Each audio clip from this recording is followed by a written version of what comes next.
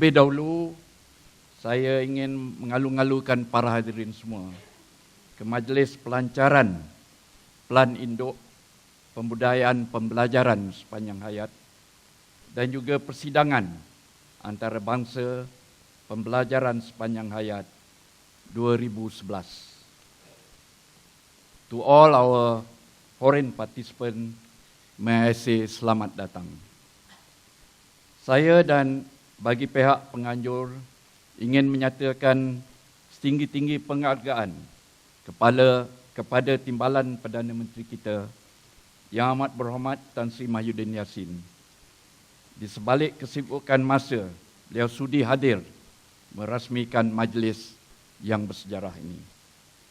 Ucapan terima kasih juga kepada Timbalan Menteri Pengajian Tinggi yang berbahagia Datuk Saifuddin Abdullah yang turut hadir di majlis pagi ini. To our distinguished keynote speakers, paper presenters and participants, may I welcome everyone to the International Conference on Lifelong Learning ICLLL 2011. My appreciation to all of you for joining us today at this very important conference, which is being co-organized by the Ministry of Education, Universiti Kebangsaan Malaysia, and e-ASEM, or e-Learning Asia-Europe Meeting, and OUM.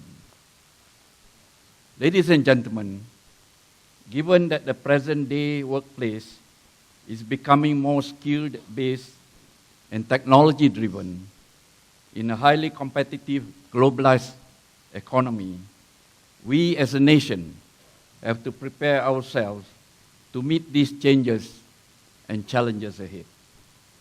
How, for example, can a society ensure that everyone has the opportunity to progress and succeed in a global marketplace?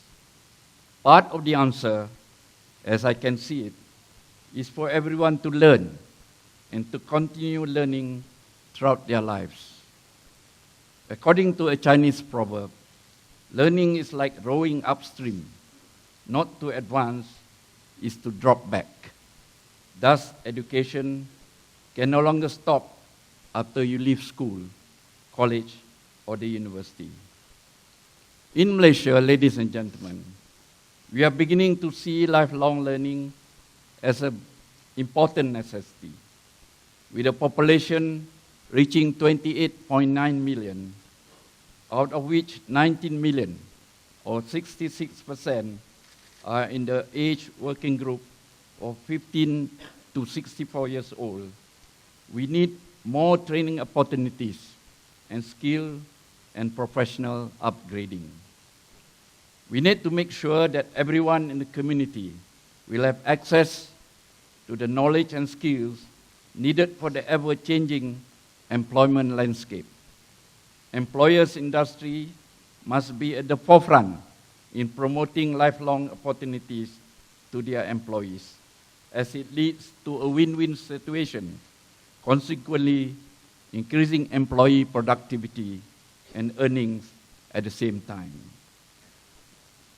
ICLLL 2011 is important because we are riding on the crest of retooling and reskilling the workforce of the 21st century through lifelong learning.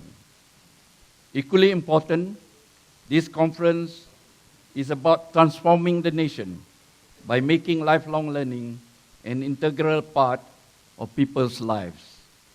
It is about enabling people to acquire and update their abilities, their interests, knowledge and qualifications after leaving school or the university campus.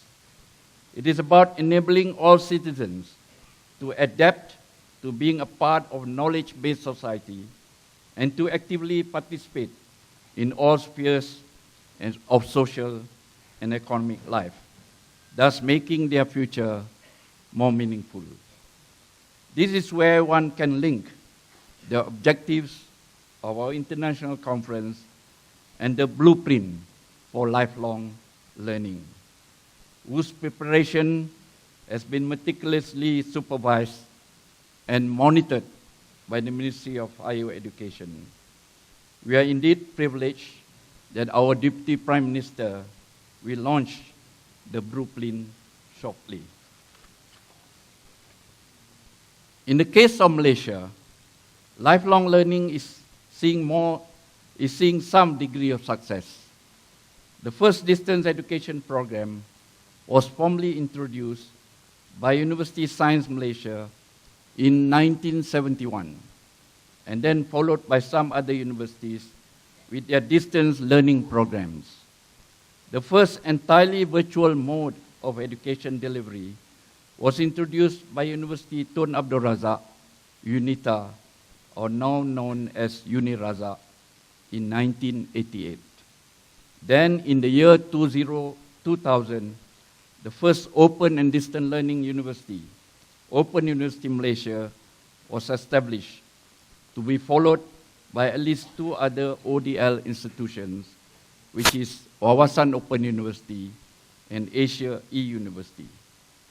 At OUM, Tan Sri, we are proud that during the last 10 years of our existence, more than 40,000 graduates have gone through our programs successfully.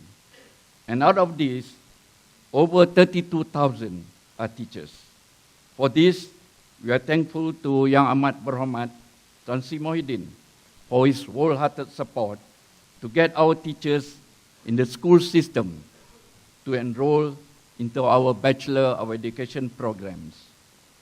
Apart from this, more than 20,000 of our citizens have gone through our numerous short and medium-term courses under our School of Lifelong Learning at the Institute of Professional Development.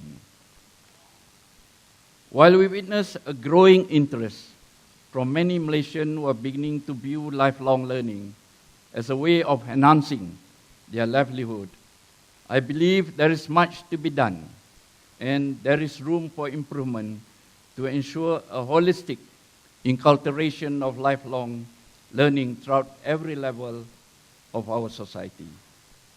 Ladies and gentlemen, looking beyond Malaysia, as reflected in our international participation in this special conference, we also believe there is a greater need for international collaboration to promote and propagate lifelong learning. Following the footsteps of the Commonwealth of Learning, of which Sir John Daniel is here, for example, there's a need to overcome barriers to lifelong learning together as we face a new economic frontier and a borderless world.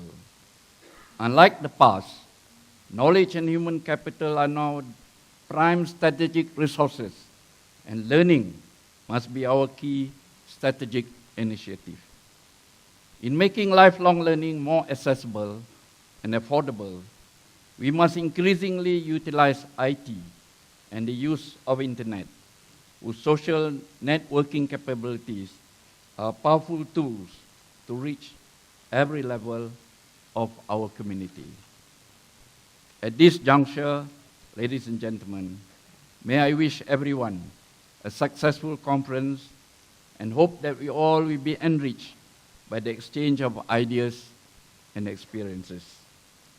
Saya juga mengambil kesempatan ini untuk mengucapkan berbanyak terima kasih kepada Ketua Setiausaha Kementerian Pengajian Tinggi, pegawai-pegawai kanan Kementerian, dan semua yang terlibat dalam penyediaan the blueprint untuk pembelajaran sepanjang hayat, termasuk tenaga dari UKM dan juga OUM.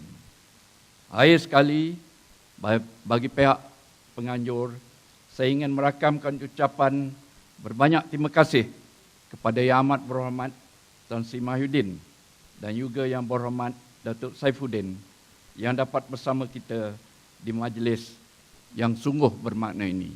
Sekian, wassalamualaikum warahmatullahi wabarakatuh.